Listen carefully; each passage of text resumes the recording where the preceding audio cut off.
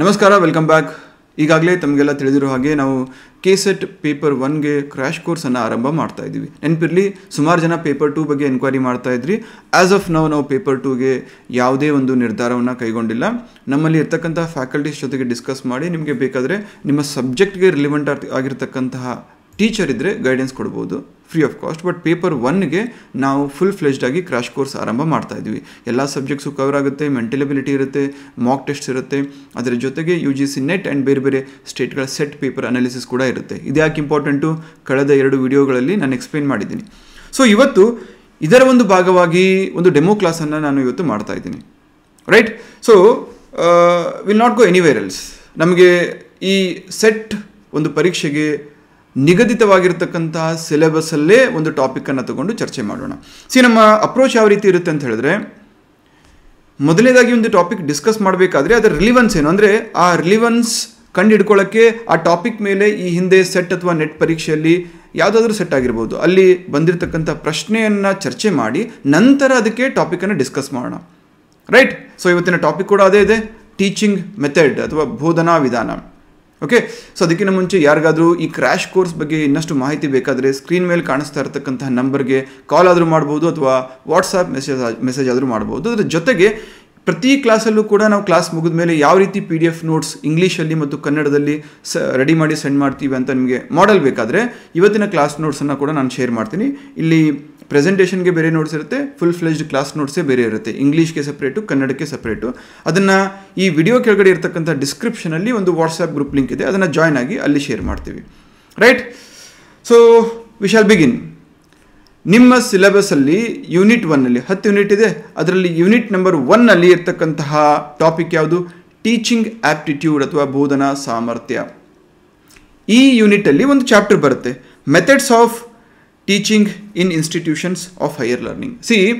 Teacher ಅಂದರೆ ಇಡೀ ದೇಶದ ಒಂದು ಭದ್ರ ಬುನಾದಿ ಅಂತ ಕರಿಬೋದು. ಯಾಕಂದರೆ ದೇಶವನ್ನು ಬೆಳೆಸುವಂಥ ಸಾಮರ್ಥ್ಯ ಕೂಡ ಒಬ್ಬ ಟೀಚರ್ ಕೈಲಿದೆ.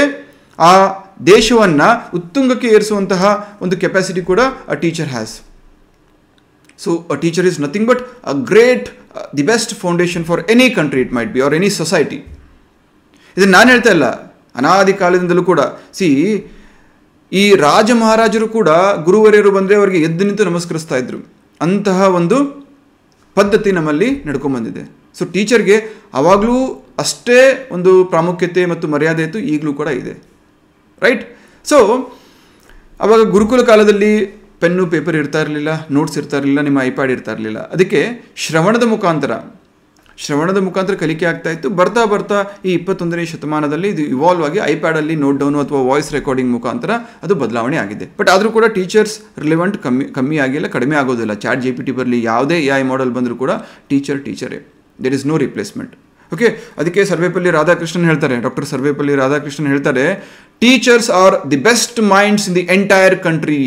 ದೇಶದಲ್ಲೇ ಅತ್ಯದ್ಭುತ ಮೆದುಳು ಅಥವಾ ಮೈಂಡ್ ಯಾವುದಪ್ಪ ಅಂದರೆ ಟೀಚರ್ದು. ಯಾವುದೇ ಪೊಲಿಟಿಷಿಯನ್ ಅಲ್ಲ, ಯಾವುದೇ ಬಿಸ್ನೆಸ್ ಮೆನ್ ಅಲ್ಲ, ಯಾವುದೇ ಕೋಟ್ಯಾಧಿಪತಿದಲ್ಲ, ಯಾರದ್ದೂ ಅಲ್ಲ.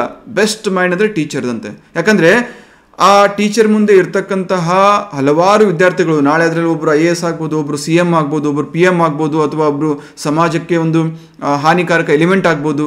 ಅವರೆಲ್ಲರನ್ನು ಶೇಪ್ ಮಾಡ್ತಕ್ಕಂತಹ ಸಾಮರ್ಥ್ಯ, ಅವಕಾಶ ಮನೆಯಲ್ಲಿ ಇರ್ತಕ್ಕಂತಹ ಮನೆಯವ್ರನ್ನ ಬಿಟ್ಟರೆ ಮ್ಯಾಕ್ಸಿಮಮ್ ಅವಕಾಶ ಇರೋದು ಟೀಚರ್ಸ್ಗೇನೆ. ಓಕೆ. ಸೊ ಅದಕ್ಕೆ ನಮ್ಮ ಜವಾಹರ್ಲಾಲ್ ನೆಹರು ಕೂಡ ಹೇಳ್ತಾರೆ, ಏನಂತ ಹೇಳ್ತಾರೆ? The future of our nation lies in the hands of teachers. ನಮ್ಮ ದೇಶದ ಭವಿಷ್ಯ ಯಾರ ಕೈಲಿದೆ? ಟೀಚರ್ಸ್ ಕೈಯಲ್ಲಿದೆ. ಓಕೆ. ಸೊ ಇವತ್ತಿನ ಟಾಪಿಕ್ ಏನಪ್ಪ? Methods of teaching in institutions of higher learning. ಅಂದರೆ ಟೀಚಿಂಗ್ ಅನ್ನೋದು ಕೇವಲ ಒಂದು ಪ್ರೊಫೆಷನ್ ಅಲ್ಲ, ಆ ಪ್ರೊಫೆಷನ್ ಜೊತೆಗೆ ಒಂದು ಜವಾಬ್ದಾರಿ ಇದೆ. ಹಾಗಾಗಿ ಟೀಚಿಂಗ್ ಅನ್ನೋದು ಸುಮ್ಮನೆ ವೆರಿ ನ್ಯಾರೋಡ್ ಡೌನ್ ಟಾಪಿಕ್ ಅಲ್ಲ, ಅದರಲ್ಲೂ ಬೇರೆ ಬೇರೆ ರೀತಿಯಾದಂತಹ ವಿಧಾನಗಳಿದ್ದಾವೆ. ಮನಮುಟ್ಟುವ ವಿಧಾನ, ಅಥವಾ ಸುಮ್ಮನೆ ತೋರಿಕೆಗೆ ಮಾಡುವಂಥ ಟೀಚಿಂಗ್ ವಿಧಾನ, ಅಥವಾ ನೋಡಿಕೊಂಡು PPT ಹಾಕೊಂಡು ಮಾಡ್ತಿರ್ತಾರಲ್ಲ ಅದೊಂದು ವಿಧಾನ. Right. So with time evolve ಆಗಬೇಕು ನಿಜ, ಬಟ್ ಆ ಟೀಚಿಂಗ್ನ ಒಂದು ಜಿಸ್ಟ್ ಏನಿರುತ್ತೆ ಅದು ಯಾವತ್ತೂ ಕೂಡ ಕಳೆದು ಹೋಗಬಾರ್ದು. ಅಲ್ವಾ. ಟೀಚರ್ ಸೆಂಟರ್ಡ್ ಟೀಚಿಂಗ್ ಅಂತ ಬರುತ್ತೆ, ಸ್ಟೂಡೆಂಟ್ ಸೆಂಟರ್ಡ್ ಅಂತ ಬರುತ್ತೆ, ಅಥವಾ ವಿಷಯಾಧಾರಿತ ಕಲಿಕಾ ಬೋಧನಾ ಮಾಧ್ಯಮ ಅಂತ ಬರುತ್ತೆ, ಅಥವಾ ಬೋಧನಾ ವಿಧಾನ ಅಂತ ಬರುತ್ತೆ. ಈ ರೀತಿ ಬೇರೆ ಬೇರೆ ಮಾಧ್ಯಮ ಇದ್ದಾವೆ. ಇವತ್ತು ನಾವು ಪ್ರಮುಖವಾಗಿ ಇವತ್ತಿನ ಈ ಒಂದು ಡೆಮೋ ಲೆಕ್ಚರಲ್ಲಿ 4 ಪ್ರಮುಖ ವಿಧಾನಗಳನ್ನ ಚರ್ಚೆ ಮಾಡೋಣ. ಬಟ್ ಅದಕ್ಕಿಂತ ಮುಂಚೆ ಆಸ್ ಟೋಲ್ಡ್ ಇದಕ್ಕೆ ಸಂಬಂಧಪಟ್ಟಂತ ಒಂದು ಪ್ರಶ್ನೆ, ಉನ್ನತ ಶಿಕ್ಷಣ ಸಂಸ್ಥೆಗಳಲ್ಲಿ ಬೋಧನಾ ವಿಧಾನಗಳು, ಇದಕ್ಕೆ ಸಂಬಂಧಪಟ್ಟಂತಹ ಪ್ರಶ್ನೆ ಈ ರೀತಿ ಇದೆ. According to the 3 levels of teaching, which level primarily develops learners capacity for application and critical reflection. ಬೋಧನೆಯ 3 ಹಂತಗಳ ಪ್ರಕಾರ ಕಲಿಯುವವರ ಅನ್ವಯಿಸುವಿಕೆ ಮತ್ತು ವಿಮರ್ಶಾತ್ಮಕ ಪ್ರತಿಬಿಂಬದ ಸಾಮರ್ಥ್ಯವನ್ನು ಪ್ರಾಥಮಿಕವಾಗಿ ಯಾವ ಹಂತವು ಅಭಿವೃದ್ಧಿಪಡಿಸುತ್ತದೆ? Memory level, understanding level, reflective level, reproductive level. Video pass ಮಾಡಿ ದಯವಿಟ್ಟು ಇದನ್ನು ಇಂಟರಾಕ್ಟಿವ್ ಮಾಡಿ. ಆನ್ಲೈನ್ ಕ್ಲಾಸ್ ಅಂದ ತಕ್ಷಣ ಇದು ಕೂಡ ಒಂದು ಬೋಧನಾ ಮಾಧ್ಯಮ ಅಲ್ವಾ. ಇಲ್ಲಿ ಇದನ್ನು ಎಷ್ಟರ ಮಟ್ಟಿಗೆ ಇದರ ಸಾಮರ್ಥ್ಯವನ್ನು ಅಥವಾ ಎಫೆಕ್ಟಿವ್ನೆಸ್ಸನ್ನು ನಾವು ಇನ್ಕ್ರೀಸ್ ಮಾಡ್ಬೋದು ಅನ್ನೋದನ್ನು ಯಾರ ಮೇಲೆ ನಾವು ಅವಲಂಬಿತ ಮಾಡ್ಬೋದು? ನನ್ನ ಮೇಲೆ, ಅಂದರೆ ಟೀಚರ್ ಮೇಲೆ ಅಲ್ವಾ. ನನ್ನ ಜವಾಬ್ದಾರಿ ಅಲ್ವಾ ಅದು. ಹಾಗಾಗಿ ನಾನು ನಿಮ್ಗೆ ಏನು ಹೇಳ್ತೀನಿ, ವಿಡಿಯೋ ಪಾಸ್ ಮಾಡಿ ನಿಮಗೆ ಯಾವುದು ಉತ್ತರ ಸರಿ ಅನಿಸೋದು ತಪ್ಪಾದರೂ ಪರವಾಗಿಲ್ಲ, ಅದನ್ನು ಕಮೆಂಟ್ ಮಾಡಿ. ಓಕೆ, ಮಾಡಿದ್ರಾ? The right answer is reflective level. So ಇದೆಲ್ಲ ಯಾಕೆ ಬೇಕು ಸರ್? ಯಾಕಂದರೆ ಈ ಬೋಧನಾ ಸಾಮರ್ಥ್ಯ ಅಥವಾ ಟೀಚಿಂಗ್ ಆಪ್ಟಿಟ್ಯೂಡ್ ಏನಿದೆ ಅಲ್ಲ, ಈ ಸಾಮರ್ಥ್ಯ ಕೆಲವೊಂದಿಷ್ಟು ಮೂಲ ಪರಿಕಲ್ಪನೆಗಳು ಅಥವಾ ಅಡಿಪಾಯಗಳ ಮೇಲೆ ನಿರ್ಧಾರಿತ ಆಗುತ್ತೆ ಅಥವಾ ನಿರ್ಧಾರವಾಗುತ್ತೆ. ಏನು ಸರ್ ಕೋರ್ ಫೌಂಡೇಶನ್ಸ್ ಅಂದರೆ? ಇಲ್ಲಿ 3 ಲೆವೆಲ್ ಬರುತ್ತೆ: memory level, understanding level, reflective level. Memory, understanding, reflective ಅಂದರೆ ಸ್ಮರಣ, ತಿಳುವಳಿಕೆ ಮತ್ತು ಪ್ರತಿಫಲಿತ ಮಟ್ಟ. 3rd ಲೆವೆಲ್, ಹೈಯೆಸ್ಟ್ ಲೆವೆಲ್ ಯಾವುದು? Reflective level. ಮೊದಲು ಬೇಸಿಕ್ ಫ್ಯಾಕ್ಟ್ಸ್ ಏನಿರುತ್ತೆ, ಸಿಂಪಲ್ ಫ್ಯಾಕ್ಟ್ಸು, ಅದನ್ನು ನಾವು ಸ್ಮರಣೆ ಮಾಡ್ತೀವಿ, ಮೆಮರೈಸ್ ಮಾಡ್ತೀವಿ. ನಂತರ ಅದನ್ನು ಅರ್ಥ ಮಾಡ್ಕೊಳ್ತೀವಿ, ಯಾಕೆ ಹೀಗೆ, ಏನಕ್ಕೆ ಹೀಗೆ. ನಂತರದಲ್ಲಿ ರಿಫ್ಲೆಕ್ಟಿವ್ ಲೆವೆಲಲ್ಲಿ ನಮ್ಮ ಒರಿಜಿನಾಲಿಟಿ, ನಮ್ಮ ಒಪಿನಿಯನ್, ಅದನ್ನು ಜನರೇಟ್ ಮಾಡ್ತೀವಿ. ಹಾಗಾಗಿ ಇಲ್ಲಿ 3 ಮಟ್ಟಗಳು ಯಾವುದಪ್ಪ? ಬೋಧನಾ ಸಾಮರ್ಥ್ಯದಲ್ಲಿ ಅಥವಾ ಇದಕ್ಕೆ ಅಡಿಪಾಯಗಳು ಅಂತ ಕರೆಸ್ಕೊಳ್ಳುವಂತಹ 3 ಮಟ್ಟಗಳು ಅಂದರೆ ಸ್ಮರಣಾ ಮಟ್ಟ, ತಿಳುವಳಿಕೆ ಮಟ್ಟ ಮತ್ತು ಪ್ರತಿಫಲಿತ ಮಟ್ಟ. ಒಂದು ಚಿಕ್ಕ ಎಕ್ಸಾಂಪಲ್ ಮುಖಾಂತರ ಹೇಳ್ತೇನಂತೆ. ಈಗ ಭಾರತ ಮತ್ತು ಪಾಕಿಸ್ತಾನದ ಮಧ್ಯೆ ಆಪರೇಷನ್ ಸಿಂಧೂರ ಆಯಿತು. ಮೊದಲ ಒಂದು ಹಂತದಲ್ಲಿ ಸ್ಮರಣಾ ಮಟ್ಟದಲ್ಲಿ ಆಪರೇಷನ್ ಸಿಂಧೂರ ಹೆಸರು ನೆನಪಿರಬೇಕು. ಈ ಆಪರೇಷನ್ ಸಿಂಧೂರದ ಭಾಗವಾಗಿ ಭಾರತ ಪಾಕಿಸ್ತಾನ ಮೇಲೆ ಅಟ್ಯಾಕ್ ಮಾಡ್ತು. ಪಾಕಿಸ್ತಾನದ ಅಂದರೆ ಭಾರತದ ಭಾಗವಾಗಿರ್ತಕ್ಕಂತಹ POK, ಪಾಕ್ ಆಕ್ಯುಪೈಡ್ ಕಾಶ್ಮೀರ್, ಪಾಕ್ ಆಕ್ರಮಿತ ಕಾಶ್ಮೀರ ಅಥವಾ POK ಅಂತ ಏನು ಕರಿತೀವಿ, ಅಲ್ಲಿ ಇರ್ತಕ್ಕಂತಹ ಉಗ್ರರ ಒಂದು ನೆಲೆಗಳು, ಅದರ ಮೇಲೆ ಅಟ್ಯಾಕ್ ಮಾಡ್ತು. ಸೊ ಇದಕ್ಕೆ ಮೂಲ ಕಾರಣ ಏನು? ಭಾರತದ ಯಾವ ಒಂದು ಭಾಗದಲ್ಲಿ ಉಗ್ರಗಾಮಿಗಳು ನುಸುಳಿ ನಮ್ಮ ಇನ್ನೋಸೆಂಟ್ ಅಥವಾ ಅಮಾಯಕ ಸಿಟಿಸನ್ಸನ್ನು ಕೊಂದು ಹಾಕಿದ್ರು, ಆ ಜಾಗ ನೆನಪಿರಬೇಕಾ? ಆಪರೇಷನ್ ಸಿಂಧೂರ ನೆನಪಿರಬೇಕಾ? ಭಾರತ ಅಟ್ಯಾಕ್ ಮಾಡಿದ ಡೇಟ್ ನೆನಪಿರಬೇಕಾ? ನಂತರ ಯಾವಾಗ ವಾರನ್ನು ಸ್ಟಾಪ್ ಮಾಡ್ತು ನೆನಪಲ್ಲಿ ಇಟ್ಕೋಬೇಕು. ಸೊ ಇದು ಸ್ಮರಣಾ ಮಟ್ಟ. ನೆಕ್ಸ್ಟು ತಿಳುವಳಿಕೆ ಮಟ್ಟ ಏನು? ಇದಕ್ಕೆ ವಿವರಣೆ ಕೊಡಬೇಕಾಗುತ್ತೆ. ಯಾಕೆ ಈ ರೀತಿ ಬೇರೆ ದೇಶ ಅಟ್ಯಾಕ್ ಮಾಡಿದಾಗ, ಅಂದರೆ ಬೇರೆ ದೇಶದ ಉಗ್ರಗಳು ಅಥವಾ ಉಗ್ರಗಾಮಿಗಳು ಅಥವಾ ಟೆರರಿಸ್ಟ್ ಒಂದು ದೇಶದ ಮೇಲೆ ಅಟ್ಯಾಕ್ ಮಾಡಿದಾಗ ಆ ದೇಶ ಯಾಕೆ ವಾರ್ ಮಾಡಬೇಕು, ಯಾಕೆ ನಮ್ಮ ಸೈನ್ಯವನ್ನು ಬಳಸಿ ಅವರನ್ನು why should they be countered? So this is ತಿಳುವಳಿಕೆ ಮಟ್ಟ. ನಂತರದಲ್ಲಿ ಪ್ರತಿಫಲಿತ ಮಟ್ಟ ಯಾವುದು? Reflective level. ಈ ಮೆಮರಿಯನ್ನು ಅಥವಾ ಮೆಮರೈಸ್ ಮಾಡಿಕೊಂಡು ಬೇಸಿಕ್ ಫ್ಯಾಕ್ಟ್ಸನ್ನು ಅದನ್ನು ತಿಳುವಳಿಕೆ ಮಾಡಿಕೊಂಡು ಅರ್ಥ ಮಾಡಿಕೊಂಡು ನಂತರದಲ್ಲಿ ಏನು ಬರುತ್ತಲ್ಲ, ದಟ್ ಈಸ್ ರಿಫ್ಲೆಕ್ಟಿವ್. ಅಂದರೆ ಒಂದು ಕ್ರಿಟಿಕಲ್ ಥಿಂಕಿಂಗ್ ಬೇಕು ನಿಮಗೆ, ವಿಮರ್ಶಾತ್ಮಕವಾಗಿ ಚಿಂತನೆ ಮಾಡುವಂಥ ಸಾಮರ್ಥ್ಯ ಬೇಕು. ಹೌದು, ಭಾರತ ಈ ಆಪರೇಷನ್ ಸಿಂಧೂರ್ ಮಾಡಲೇಬೇಕಾಗಿತ್ತು. ಈ ಆಪರೇಷನ್ ಸಿಂಧೂರ್ನ ಅಡಿಯಲ್ಲಿ ಪಾಕಿಸ್ತಾನದ ಕೆಲವೊಂದಿಷ್ಟು ಇನ್ನೋಸೆಂಟ್ ಅಥವಾ ಅಮಾಯಕ ಸಿಟಿಸನ್ಸ್ಗೂ ಕೂಡ ತೊಂದರೆ ಆಗ್ಬೋದು. ಆದರೂ ಕೂಡ ಭಾರತ ಇಂತಹ ಒಂದು ಆಪರೇಷನ್ಗೆ ಯಾಕೆ ಕೈ ಹಾಕಬೇಕು? ಇದರಿಂದ ಭಾರತಕ್ಕೆ ಆಗುವಂಥ ಲಾಭಗಳೇನು? ಅಂತಾರಾಷ್ಟ್ರೀಯ ಮಟ್ಟದಲ್ಲಿ ಅಥವಾ ಇಂಟರ್ನ್ಯಾಷನಲ್ ಲೆವೆಲಲ್ಲಿ ಭಾರತಕ್ಕೆ ಸಿಗುವಂತಹ ಮನ್ನಣೆ ಏನು? ಸೊ ಇದಕ್ಕೆ ನಾವು ಪ್ರತಿಫಲಿತ ಮಟ್ಟ ಅಂತ ಕರಿತೀವಿ. ಕ್ರಿಟಿಕಲ್ ಥಿಂಕಿಂಗ್ ಬೇಕು, ವಿಶ್ಲೇಷಣೆ ಮಾಡ್ತಕ್ಕಂಥ ಸಾಮರ್ಥ್ಯ ಬೇಕು, right? So these are the foundations of the teaching aptitude ಅಂತ ಕರಿತೀವಿ. ಅಷ್ಟೇ ಅಲ್ಲ, ಈ ಟೀಚಿಂಗ್ ಆಪ್ಟಿಟ್ಯೂಡಲ್ಲಿ ಕೇವಲ ಬೋಧಕ ಅಥವಾ ಟೀಚರ್ನ ಒಂದು ಸಾಮರ್ಥ್ಯ ಕೌಂಟ್ ಆಗಲ್ಲ. ಯಾಕಂದರೆ ನಾವು ಎಷ್ಟೇ ಚೆನ್ನಾಗಿ ಹೇಳಿದ್ರು ಕೂಡ ಅಲ್ಲಿ ಕಲಿಯುವವರ ಗುಣಲಕ್ಷಣಗಳು ಕೂಡ ಮ್ಯಾಟ್ರ್ ಆಗುತ್ತಲ್ವಾ. ಕೆಲವೊಂದಿಷ್ಟು ಪ್ರತಿವಾದಿಗಳು ಯಾವ ರೀತಿ ಇರ್ತಾರೆ, ಏನೇ ಆಗಲಿ ಇದು ತಪ್ಪು, ಅಟ್ಯಾಕ್ ಮಾಡಿದ ತಪ್ಪು ಅಥವಾ ವಾರನ್ನು ನಿಲ್ಲಿಸಿದ ತಪ್ಪು, ಈ ಥರ ಪೂರ್ವಾಗ್ರಹ ಪೀಡಿತರಾಗಿರ್ತಾರೆ. So beforehand if they have limited themselves to that particular thinking ಅಂದರೆ ನೀವು ಯಾವುದೇ ರೀತಿ ಕಲಿಸಿದ್ರು ಕೂಡ ಅವರು ಕಲಿಯುವಂತಹ ಒಂದು ಪೇಷನ್ಸ್ ಅವರಲ್ಲಿ ಇರಲ್ಲ. ಸೊ ಹಾಗಾಗಿ ಆ ಒಂದು ಲರ್ನರ್ ಅಥವಾ ಕಲಿಯುವಂತಹ ಯಾರು ಕಲಿತಾ ಇರ್ತಾರಲ್ಲ ಅವರ ಗುಣಲಕ್ಷಣಗಳು ಯಾವುದ್ರ ಮೇಲೆ ಆಧಾರಿತವಾಗಿರುತ್ತೆ, ಅವರ ಶೈಕ್ಷಣಿಕ ಸಾಮರ್ಥ್ಯ ಅಥವಾ ಹಿನ್ನೆಲೆ ಅಥವಾ ಅವರ ಸಾಮಾಜಿಕ ಸಂವಹನ ಆದ್ಯತೆಗಳು, ಅವರ ಭಾವನಾತ್ಮಕ ಪ್ರಬುದ್ಧತೆಯ ಮಟ್ಟಗಳು, ಅವರ ಅರಿವಿನ ಪ್ರಕ್ರಿಯೆಯ ಶೈಲಿಗಳು ಮತ್ತು ವೈಯಕ್ತಿಕ ಕಲಿಕೆಯ ವ್ಯತ್ಯಾಸಗಳು, ಇವೆಲ್ಲವುಗಳ ಮೇಲೆ ಅವರ ಒಂದು ಗುಣಲಕ್ಷಣಗಳು ಆಧಾರ ಆಗಿರುತ್ತೆ. ಈ ಗುಣಲಕ್ಷಣಗಳು ಮತ್ತು ಒಬ್ಬ ಬೋಧಕ ಅಥವಾ ಒಬ್ಬ ಟೀಚರ್ನ ಬೋಧನಾ ಮಾಧ್ಯಮ ಅಥವಾ ಶೈಲಿಯ ಮುಖಾಂತರ ಎಲ್ಲವೂ ಈ ಎರಡೂ ಸೇರಿ ಒಂದು ಕಲಿಕೆಗೆ ಅಥವಾ ಕಲಿಕೆಯ ಸಾಮರ್ಥ್ಯಕ್ಕೆ ಒಂದು ಅನುವನ್ನು ಮಾಡಿಕೊಳ್ಳಲಾಗುತ್ತೆ. ರೈಟ್, ನೆಕ್ಸ್ಟ್ ಇಲ್ಲಿ ಪ್ರಮುಖವಾಗಿ 4 ವಿಧಾನಗಳನ್ನು ನಾವು ಚರ್ಚೆ ಮಾಡೋಣ. ಬಟ್ ಅದಕ್ಕಿಂತ ಮುಂಚೆ ಒಂದು ಪ್ರಶ್ನೆ. ಕನಿಷ್ಠ ವಿದ್ಯಾರ್ಥಿ ಭಾಗವಹಿಸುವಿಕೆ ಮತ್ತು ಪೂರ್ವ ನಿರ್ಧರಿತ ಫಲಿತಾಂಶಗಳೊಂದಿಗೆ ಮುಕ್ತಾಯಗೊಂಡ ಬೋಧನಾ ವಿಧಾನ ಯಾವುದು? Which teaching method is best described as close-ended with minimal student involvement and predetermined outcomes? ಯಾವುದು? Learner-centered methods, teacher-centered methods, interactive methods or content-focused methods? ಏನು ಕೇಳ್ತಾ ಇದ್ದಾರೆ ಇಲ್ಲಿ? ಕನಿಷ್ಠ ವಿದ್ಯಾರ್ಥಿ ಭಾಗವಹಿಸುವಿಕೆ, ಲೀಸ್ಟ್ ಇನ್ವಾಲ್ವ್ಮೆಂಟ್ ಮತ್ತು ಪೂರ್ವ ನಿರ್ಧರಿತ ಫಲಿತಾಂಶಗಳೊಂದಿಗೆ. ಪೂರ್ವ ನಿರ್ಧರಿತ ಅಂತ ಬಂದಾಗ ಅಲ್ಲಿ ಕುತ್ಕೊಂಡಿರ್ತಕ್ಕಂತಹ ವಿದ್ಯಾರ್ಥಿ ಆಗಿರ್ಬೋದು ಅಥವಾ ಇತರೆ ಪಾರ್ಟಿಸಿಪೆಂಟ್ಸ್ ಆಗಿರ್ಬೋದು, ಅವರು ಇನ್ವಾಲ್ವ್ ಆಗಲ್ಲ, ಭಾಗವಹಿಸಲ್ಲ. ಸೊ ಅಂತಹ ಒಂದು ಬೋಧನಾ ವಿಧಾನ ಯಾವುದು? ಆಬ್ವಿಯಸ್ಲಿ ಶಿಕ್ಷಕ ಕೇಂದ್ರಿತ ವಿಧಾನಗಳು. ಸ್ಕೂಲು ಕಾಲೇಜಲ್ಲೆಲ್ಲ ನಿಮಗೂ ಗೊತ್ತಿರಬೇಕು, ನಿಮ್ಮ ವರ್ಸ್ಟ್ ಟೀಚಿಂಗ್ ಎಕ್ಸ್ಪೀರಿಯನ್ಸ್ ಅಂದರೆ ನಿಮಗೆ ವರ್ಸ್ಟ್ ಯಾರಾದರೂ ಟೀಚರ್ ಕಡೆಯಿಂದ ಟೀಚಿಂಗ್ ಎಕ್ಸ್ಪೀರಿಯನ್ಸ್ ಆಗಿದ್ದರೆ ಅದನ್ನು ಕೂಡ ಕಮೆಂಟ್ ಮಾಡಿ, ಬೆಸ್ಟ್ ಟೀಚಿಂಗ್ ಎಕ್ಸ್ಪೀರಿಯನ್ಸ್ ಕೂಡ ಕಮೆಂಟ್ ಮಾಡಿ. Let me C. ಸೊ ಇಲ್ಲಿ ಟೀಚರ್ ಸೆಂಟರ್ ಮೆಥಡ್ ಅಂದರೆ ಒಬ್ಬ ಟೀಚರ್ಗೆ ಏನು ಗೊತ್ತಿರುತ್ತೋ, ತನಗೇನು ಸರಿ ಅನಿಸುತ್ತೋ ಅದನ್ನು ಮಾತ್ರ ಹೇಳ್ಕೊಂಡು ಹೋಗ್ತಾರೆ. ಅಲ್ಲಿ ವಿದ್ಯಾರ್ಥಿಗಳ ಡೌಟ್ಸನ್ನು ಕ್ಲಿಯರ್ ಮಾಡಲ್ಲ, ಅಥವಾ ನಾನು ಪಾಠ ಮಾಡುವಾಗ ಯಾರು ಮಧ್ಯೆ ಬಾಯಿ ಹಾಕಬಾರ್ದು ಅಂತಾರೆ. ಅಫ್ಕೋರ್ಸ್ ಕೆಲವೊಂದಿಷ್ಟು ಸಂದರ್ಭದಲ್ಲಿ ಸರಿ ಅದು, but most of the times ಅದು ತಪ್ಪಾಗುತ್ತೆ. ಆ ಪಾಠ ಮುಗಿದ ಮೇಲೂ ಸಹ ವಿದ್ಯಾರ್ಥಿಗಳಿಗೆ ಏನೂ ಸಂದೇಹ ಕೇಳಲಿಕ್ಕೆ ಅವಕಾಶ ಇರಲ್ಲ. ಸೊ ಅದೇನಾಗುತ್ತೆ, ಕ್ಲೋಸ್ಡ್ ಎಂಡೆಡ್. ಅವ್ರು ಹೇಳ್ತಾರೆ, ಅವರೇ ಮುಗಿಸ್ತಾರೆ, ಅಲ್ಲಿಗೆ ಮುಗೀತು. ಓಪನ್ ಎಂಡೆಡ್ ಅಂದರೆ ಅದನ್ನು when it is left for discussions, ಅದಕ್ಕೆ ಡಿಸ್ಕಷನ್ ಮಾಡುವಂಥ ಅವಕಾಶ ಇದ್ದರೆ ಓಪನ್ ಎಂಡೆಡ್ ಆಗ್ತಾ ಇತ್ತು. ಇಲ್ಲಿ ವಿದ್ಯಾರ್ಥಿಗಳ ಭಾಗವಹಿಸುವಿಕೆ ಲೀಸ್ಟ್ ಇದೆ ಮತ್ತು ಡಿಸ್ಕಷನ್ಗೆ ಅವಕಾಶ ಇಲ್ಲ. ಸೊ ಇದನ್ನು ಕ್ಲೋಸ್ ಎಂಡೆಡ್ ಅಂತ ಕರಿತೀವಿ. ಇದು ಎಲ್ಲಿ ಬರುತ್ತೆ? ಟೀಚರ್ ಸೆಂಟರ್ಡ್ ಮೆಥಡ್ಸಲ್ಲಿ ಬರುತ್ತೆ.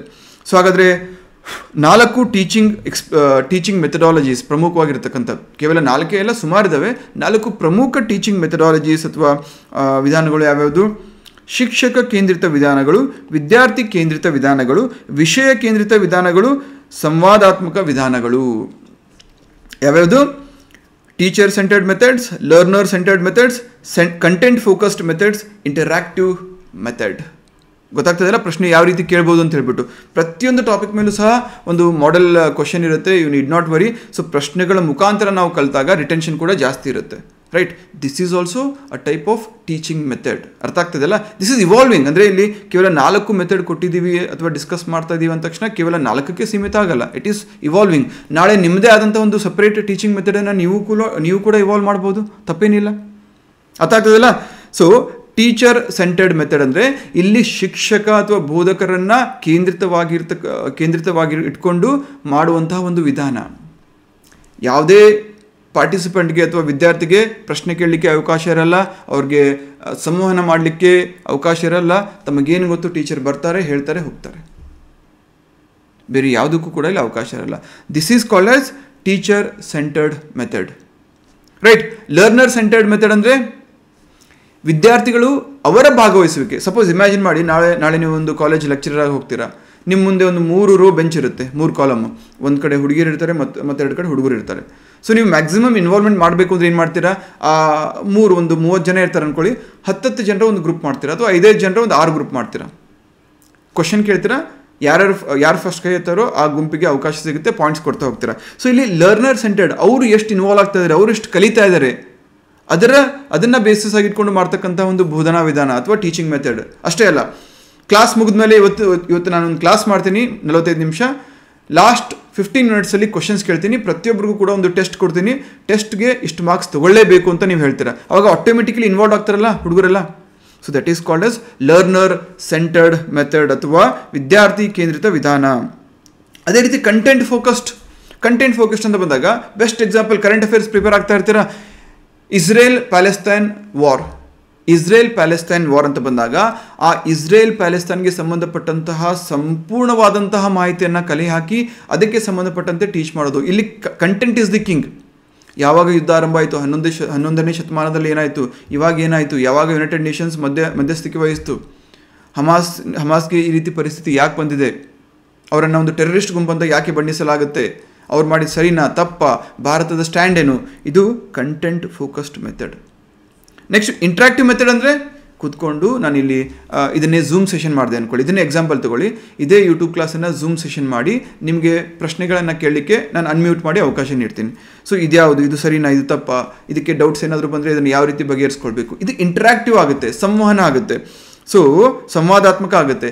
ಈ ರೀತಿಯಾದಂತಹ 4 ಪ್ರಮುಖ ವಿಧಾನಗಳಲ್ಲಿ ಶಿಕ್ಷಕ ಕೇಂದ್ರಿತ ವಿಧಾನ, ವಿದ್ಯಾರ್ಥಿ ಕೇಂದ್ರಿತ, ವಿಷಯ ಕೇಂದ್ರಿತ ಮತ್ತು ಸಂವಾದಾತ್ಮಕ ವಿಧಾನಗಳು. ಅರ್ಥ ಆಗ್ತದಲ್ಲ? ಸೊ ನೆಕ್ಸ್ಟು ಶಿಕ್ಷಕ ಕೇಂದ್ರಿತ ವಿಧಾನದ ಬಗ್ಗೆ ಒಂದು ಕ್ವಶನ್ ಇದೆ. ಶಿಕ್ಷಕರು ಉಪನ್ಯಾಸಗಳ ಮೂಲಕ ಏಕಮುಖ ಸಂವಹನದಿಂದ ವಿಷಯವನ್ನು ನೀಡುತ್ತಾರೆ. ಈ ವಿಧಾನವನ್ನು ಇವುಗಳಿಗೆ ಮೌಲ್ಯಯುತವೆಂದು ಪರಿಗಣಿಸಲಾಗಿದೆ. A teacher delivers content through lectures with one-way communication. This method is considered valuable for ಅಂತ ಕೇಳಲಾಗ್ತಾ ಇದೆ. ಇದಕ್ಕೆ ಸರಿಯಾದ ಉತ್ತರ ಯಾವುದು? Introducing new concepts and large group teaching. ಇಲ್ಲಿ ಏನಾಗ್ತಾ ಇದೆ, ಒಬ್ಬ ಟೀಚರ್ ಏನು ಮಾಡ್ತಾನೆ, ಕಂಟೆಂಟ್ ಡೆಲಿವರ್ ಮಾಡ್ತಾರೆ through one way communication. Usually ನೀವು ದೊಡ್ಡ ಸಭಾಂಗಣ ಎಲ್ಲಾದರೂ ಇದ್ದರೆ ಅಲ್ಲಿ ಸ್ಟೇಜ್ ಮೇಲೆ ಮೈಕ್ ಹಿಡ್ಕೊಂಡು ಟೀಚರ್ ಲೆಕ್ಚರ್ ಡೆಲಿವರ್ ಮಾಡ್ತಾರೆ, 1000 ಜನ ಇರ್ತಾರೆ ಅಂದ್ಕೊಳ್ಳಿ. ಸೊ ಅಲ್ಲಿ ಇಂಟ್ರ್ಯಾಕ್ಟ್ ಮಾಡಲಿಕ್ಕೂ ಅವಕಾಶ ಇರಲ್ಲ, ಯಾಕಂದರೆ 1000 ಜನ ಇರ್ತಾರೆ, ಎಲ್ರಿಗೂ ಡೌಟ್ಸ್ ಅಡ್ರೆಸ್ ಮಾಡೋಕ್ಕಾಗಲ್ಲ. ಅಲ್ಲಿ ಟೀಚರನ್ನೇ ದೇವರು ಅಥವಾ ಸಂಪೂರ್ಣವಾಗಿ ಜ್ಞಾನ ಹೊಂದಿರತಕ್ಕಂಥ ಒಬ್ಬ ವ್ಯಕ್ತಿ ಅಂತ ಟ್ರೀಟ್ ಮಾಡಲಾಗ್ತಾ ಇರುತ್ತೆ. ಹಾಗಾಗಿ ಅವ್ರು ಹೇಳ್ತಾ ಹೋಗ್ತಾರೆ, ಇಲ್ಲಿ ಆಡಿಯನ್ಸಲ್ಲಿ ಕೂತ್ಕೊಂಡಿರ್ತಕ್ಕಂಥ ಜನ ಕೇಳ್ತಾ ಹೋಗ್ತಾರೆ. So that is called as teacher centric. ಇದರ ಮೂಲ ಉದ್ದೇಶ ಅಥವಾ ಇದು ಯಾವುದಕ್ಕೆ ವ್ಯಾಲ್ಯೂಬಲ್ ಅಂತ ಕೇಳಿದ್ರೆ, introducing new concepts and large group teaching, ಹೊಸ ಪರಿಕಲ್ಪನೆಗಳನ್ನು ಪರಿಚಯಿಸುವುದು ಮತ್ತು ದೊಡ್ಡ ಗುಂಪಿನ ಒಂದು ಬೋಧನೆಗೆ ಇದು ಪರಿಣಾಮಕಾರಿ. ಹೊಸ ಕಾನ್ಸೆಪ್ಟ್ ಅಂದರೆ ಆ ಆಡಿಯನ್ಸಲ್ಲಿ 1000 ಅಲ್ಲ 10,000 ಜನ ಕೂತ್ಕೊಂಡ್ರೂ ಕೂಡ ಪೂರ ಇನ್ ಅಡ್ವಾನ್ಸ್ ಅವರಿಗೆ ಅಲ್ಲಿವರೆಗೂ ಆ ಟಾಪಿಕ್ ಬಗ್ಗೆ ಮಾಹಿತಿ ಇರಲ್ಲ. ಸೊ ಹಾಗಾಗಿ ಅಲ್ಲಿ ಅವ್ರಿಗೆ ಯಾವುದೇ ರೀತಿಯಾದಂತಹ ಡೌಟ್ಸ್ ಇರಲ್ಲ ಈ ಹಿಂದೆ. ಸೊ ಹಾಗಾಗಿ ಹೊಸ ಕಾನ್ಸೆಪ್ಟ್ ಆಗಿರೋದ್ರಿಂದ ಈ ಒಂದು ಬೋಧನಾ ಮಾಧ್ಯಮ ಅಥವಾ ಮೆಥಡ್ ಎಫೆಕ್ಟಿವ್ ಅಲ್ವಾ. ಅಲ್ಲಿ ಅವರನ್ನು ಇನ್ವಾಲ್ವ್ ಮಾಡ್ಕೊಳ್ಳೋಂಥ ಅವಶ್ಯಕತೆ ಬರಲ್ಲ, ಅಥವಾ ಕಂಟೆಂಟ್ ಸ್ಪೆಸಿಫಿಕ್ ಆಗಿ ರಿಸರ್ಚ್ ಮಾಡಿ ಅಂತ ಹೇಳೋ ಅವಶ್ಯಕತೆ ಇಲ್ಲ, ಅಥವಾ ಅದನ್ನು ಒಂದು ಸಂವಾದಾತ್ಮಕವಾಗಿ ಅಥವಾ ಡಿಸ್ಕಷನ್ ಬೇಸ್ಡ್ ಆಗಿ ಅದನ್ನು ನಾವು ಕನ್ವೆ ಮಾಡುವ ಅವಶ್ಯಕತೆಯೂ ಇಲ್ಲ. ಅಲ್ಲೇನು ಹೊಸ ಕಾನ್ಸೆಪ್ಟ್ ಇದೆ, ಟೀಚರ್ ಕಲಿಸ್ಬೇಕು, ಅಲ್ಲಿ ಕೂತ್ಕೊಂಡಿರ್ತಕ್ಕಂತಹ ಆಡಿಯನ್ಸಲ್ಲಿ ಇರ್ತಕ್ಕಂತಹ ಸ್ಟೂಡೆಂಟ್ಸ್ ಕಲಿಬೇಕು. That is called as teacher centric ಅಥವಾ ಟೀಚರ್ ಸೆಂಟರ್ಡ್ ಮೆಥಡ್. ಇದರ ಮುಖ್ಯ ಉದ್ದೇಶ ಹೊಸ ಪರಿಕಲ್ಪನೆಗಳನ್ನು ಪರಿಚಯಿಸುವುದು ಮತ್ತು ದೊಡ್ಡ ಗುಂಪುಗಳಿಗೆ ಅದನ್ನು ಏಕಕಾಲದಲ್ಲಿ ಬೋಧನೆ ಮಾಡೋದು. ಸೊ ಇದು ಇಲ್ಲಿ ಟೀಚರ್ ಏನಾಗಿರ್ತಾರೆ, ಸೆಂಟರ್ ಆಫ್ ಅಟ್ರಾಕ್ಷನ್ ಆಗಿರ್ತಾರೆ, ರೈಟ್. ಸೊ ಟ್ರೆಡಿಷ್ನಲಿ ಇದೇ ರೀತಿಯಾದಂಥ ಒಂದು ಅಪ್ರೋಚ್ ಇತ್ತು. ಟೀಚರ್ ಅಂದರೆ ಅನ್ಕ್ವಶನೇಬಲ್, ಪ್ರಶ್ನಾತೀತ ಅಂತ ಎಲ್ಲರೂ ಪರಿಗಣಿಸ್ತಾ ಇದ್ರು. ಯಾಕಂದರೆ ನಮಗಿನ ಜಾಸ್ತಿ ಟೀಚರ್ ಗೊತ್ತು. ಪೇರೆಂಟ್ಸ್ ಕೂಡ ಆಯಿತು, ಆಮೇಲೆ ಎಂಥ ಆಫೀಸರ್ ಇದ್ರೂ ಆಯಿತು, ಸ್ಟೂಡೆಂಟ್ಸ್ ಆದರೂ ಆಯಿತು, ಗಡ ನಡುಗ್ತಾ ಇದ್ರು. ಈಗ ನಾವೆಲ್ಲ ಕಲಿಯೋ ಸಂದರ್ಭದಲ್ಲಿ ಸ್ಕೂಲಲ್ಲಿ ಎಷ್ಟು ಕೋಲ್ ಮುರಿತಾ ಇತ್ತು ಯಾರಿಗೂ ಗೊತ್ತಿಲ್ಲ. ಈಗಿನ ಒಂದು ಸಂದರ್ಭದಲ್ಲಿ ಚೇಂಜ್ ಆಗಿದೆ. ಪೇರೆಂಟ್ಸ್ ಟೀಚರ್ನ ಹೆದರ್ಸಕ್ಕೆ ಹೋಗ್ತಾರೆ. ಅಕಸ್ಮಾತ್ ಯಾರೋ ಒಬ್ಬ ಟೀಚರ್ ಕೈ ಎತ್ತಿದ್ರೆ ಅವ್ರ ಮೇಲೆ ಪೊಲೀಸ್ ಕಂಪ್ಲೇಂಟ್ ಆಗೋ ಲೆವೆಲ್ಗೂ ಹೋಗುತ್ತೆ. ಅಫ್ಕೋರ್ಸ್ ಕೆಲವೊಂದಿಷ್ಟು ಜೆನ್ಯೂನ್ ಕೇಸಸಲ್ಲಿ ಆಗಬೇಕು, ಬಟ್ ಕಲಿಸುವಂತಹ ಒಂದು ಪ್ರಕ್ರಿಯೆಯಲ್ಲಿ ಕೆಲವೊಂದಿಷ್ಟು ಬಾರಿ ವಿದ್ಯಾರ್ಥಿಗಳಿಗೆ ದಂಡನೆ ಮಾಡೋದು ಕೂಡ important. It's very very necessary. So ಹಾಗಾಗಿ ಅದು ಕೂಡ ಇಂಪಾರ್ಟೆಂಟ್ ಆಗುತ್ತೆ. ಸೊ ಈಗಿನ ಸಂದರ್ಭದಲ್ಲಿ ಅದು ಕಷ್ಟಕರ ಆಗ್ತಾ ಇದೆ ಒಬ್ಬ ಟೀಚರ್ಗೆ. ಹಾಗಾಗಿ ಡಿಸಿಪ್ಲಿನನ್ನು ಅಥವಾ ತಮ್ಮ ಒಂದು ಅಥಾರಿಟಿಯನ್ನು ಹೋಲ್ಡ್ ಮಾಡೋದು ಕೂಡ ಟೀಚರ್ಸ್ಗೆ ಕಷ್ಟ ಆಗ್ತಾ ಇದೆ, ರೈಟ್. ಸೊ ಇದರ ಉದ್ದೇಶ ಏನು? ಟೀಚರನ್ನು ಸಬ್ಜೆಕ್ಟ್ ಮ್ಯಾಟರ್ ಎಕ್ಸ್ಪರ್ಟ್ ಅಂತ ಕರಿತೀವಿ, ವಿಷಯ ಪರಿಣಿತ ಅಂತ ಕರಿತೀವಿ. Next students or passive learners, ಇವರು ನಿಷ್ಕ್ರಿಯವಾಗಿ ಕಲಿಯುವವರು. ಅಂದರೆ ವಿದ್ಯಾರ್ಥಿಗಳು ಆ್ಯಕ್ಟಿವ್ ಆಗಿ ಇನ್ವಾಲ್ವ್ ಆಗ್ತಾ ಇಲ್ಲ, ಟೀಚರ್ ಹೇಳ್ತಾ ಹೋಗ್ತಾರೆ, ಅವರು ಕೇಳಿಸ್ಕೊಳ್ತಾ ಹೋಗ್ತಾರೆ. ಅಷ್ಟೇ ಅಲ್ಲ, ಮಿನಿಮಲ್ ಲರ್ನರ್ ಇನ್ವಾಲ್ವ್ಮೆಂಟ್, ಅಂದರೆ ವಿದ್ಯಾರ್ಥಿಗಳು ಅಷ್ಟಾಗಿ ಇನ್ವಾಲ್ವ್ ಆಗಲ್ಲ. ಅಷ್ಟಾಗಿ ಅನ್ನೋದಕ್ಕಿಂತ ಜಾಸ್ತಿ ಇರಲ್ಲ, ವೆರಿ ಲಿಮಿಟೆಡ್. ಕೇವಲ ನೋಡೋದು ಕೇಳಿಸ್ಕೊಳ್ಳೋದು ಮಾತ್ರ ಅವರ ಒಂದು ಕೆಲಸ ಆಗಿರುತ್ತೆ, ಅಥವಾ ನೋಟ್ಸ್ ಮಾಡ್ಕೊಳ್ಳೋದು. Expository and lecture based delivery, ವಿವರಣಾತ್ಮಕ ಮತ್ತು ಉಪನ್ಯಾಸ ಆಧಾರಿತ ವಿತರಣೆ. ಇಲ್ಲೇ ನಾನು ಇದನ್ನೇ ರೆಕಾರ್ಡೆಡ್ ಸೆಷನ್ ಕೊಟ್ಟೆ ಅಂದ್ಕೊಳ್ಳಿ, ಇದನ್ನು ನಾವು ಟೀಚರ್ ಸೆಂಟರ್ಡ್ ಮೆಥಡ್ ಅಂತ ಒಂದು ಪಕ್ಷ ಕರಿಬೋದು. ಯಾಕಂದರೆ ಕೇವಲ ವಿವರಣಾತ್ಮಕವಾಗಿ ಉಪನ್ಯಾಸ ಆಧಾರಿತ ಟೀಚಿಂಗನ್ನು ಮಾಡ್ತಾ ಇರ್ತೀನಿ. ಇಲ್ಲಿ ನಿಮ್ಮ ಇನ್ವಾಲ್ವ್ಮೆಂಟ್, ನೋಟ್ಸ್ ಕೇಳೋದಾಗಿರ್ಬೋದು, ಡೌಟ್ಸ್ ಕೇಳೋದಾಗಿರ್ಬೋದು ಲಿಮಿಟೆಡ್ ಇರುತ್ತೆ. ಇದೇ ಲೈವ್ ಕ್ಲಾಸ್ ಆದರೆ ಏನು ಡಿಸ್ಕಷನ್ ಬೇಸ್ಡ್ ಆಗುತ್ತೆ ಇದು, ರೈಟ್. ಆ್ಯಂಡ್ ಆಬ್ವಿಯಸ್ಲಿ ಇದು ಒನ್ ವೇ ಕಮ್ಯುನಿಕೇಷನ್, ಇದು ಕೂಡ ಈಗ ಆಗ್ತಾ ಇರೋದು ಒನ್ ವೇ ಕಮ್ಯುನಿಕೇಷನ್. ಇದನ್ನೇ ಲೈವಲ್ಲಿ ನೀವು ಕೇಳಿದ್ರೆ ಏನು ಡಿಸ್ಕಷನ್ ಆಗ್ತಾ ಇತ್ತು, ರೈಟ್. ಸೊ ಈ ರೀತಿಯಾದಂತಹ ಒಂದು ಇದಿರುತ್ತೆ ಶಿಕ್ಷಕ ಕೇಂದ್ರಿತ ವಿಧಾನಗಳು. Next learner centred method. ಇದನ್ನು ಪ್ರಶ್ನೆ ಕೇಳ್ತೀನಿ, ಆನ್ಸರ್ ಕಮೆಂಟ್ ಮಾಡಿ, ನೆಕ್ಸ್ಟ್ ಕ್ಲಾಸಲ್ಲಿ ಇದಕ್ಕೆ ಆನ್ಸರ್ ಹೇಳ್ತೀನಂತೆ. ಲಾರೆನ್ಸ್ ಸ್ಟೆನೌಸ್ ಅನ್ನೋ ಒಬ್ಬ ಗ್ರೇಟ್ ಫಿಲಾಸಫರ್, ಅವರು he emphasised that the teacher should act as. Lawrence Stenhouse ಇವರು ಶಿಕ್ಷಕರು ಈ ರೀತಿ ವರ್ತಿಸಬೇಕು ಎಂದು ಹೇಳುತ್ತಾರೆ. ಯಾವ ರೀತಿ? Sole authority delivering fixed content, examiner focusing on evaluation, resource and co learner facilitating knowledge expansion. ಯಾವುದು ಸರಿಯಾದ ಉತ್ತರ? ನಿಗದಿತ ವಿಷಯವನ್ನು ನೀಡುವ ಏಕೈಕ ಪ್ರಾಧಿಕಾರ, ಮೌಲ್ಯಮಾಪನದ ಮೇಲೆ ಕೇಂದ್ರೀಕರಿಸುವ ಪರೀಕ್ಷಕ, ಜ್ಞಾನ ವಿಸ್ತರಣೆಯನ್ನು ಸುಗಮಗೊಳಿಸುವ ಸಂಪನ್ಮೂಲ ಮತ್ತು ಸಹ ಕಲಿಕಾರ್ಥಿ, ರಚನಾತ್ಮಕ ಪಠ್ಯಕ್ರಮದ ಸರ್ವಾಧಿಕಾರಿ. ಸೊ ಇದಕ್ಕೆ ಆನ್ಸರ್ ಮಾಡಿ. See you in the next class. So once again ಆದಷ್ಟು ಬೇಗ ಕ್ರ್ಯಾಶ್ ಕೋರ್ಸ್ ಆರಂಭ ಆಗ್ತಾ ಇದೆ. ಏನಾದರೂ ಡೌಟ್ಸ್ ಇದ್ದರೆ ಸ್ಕ್ರೀನ್ ಮೇಲೆ ಕಾಣ್ತಾ ಇರ್ತಕ್ಕಂಥ ನಂಬರ್ಗೆ ಒಂದು ವಾಟ್ಸಪ್ ಮೆಸೇಜ್ ಅಥವಾ ಕಾಲ್ ಮಾಡಿ ಆ್ಯಂಡ್ ಆದಷ್ಟು ಬೇಗ ಅಡ್ಮಿಷನ್ ತೊಗೊಳ್ಳಿ. ಆ್ಯಂಡ್ ಈ PDF ಅಂದರೆ ಇವತ್ತಿನ ಕ್ಲಾಸ್ನ separate English PDF, Kannada PDF ಬೇಕು ಅಂದರೆ ಈ ವಾಟ್ಸ್ಯಾಪ್ ಲಿಂಕ್ ಏನಿದೆ, ಗ್ರೂಪ್ ಲಿಂಕ್ ಏನಿದೆ ಡಿಸ್ಕ್ರಿಪ್ಷನಲ್ಲಿ ಮತ್ತು ಕಾಮೆಂಟಲ್ಲಿ ಅದನ್ನು ಜಾಯ್ನ್ ಆಗಿ. Thank you so much. See in the next class. Take care.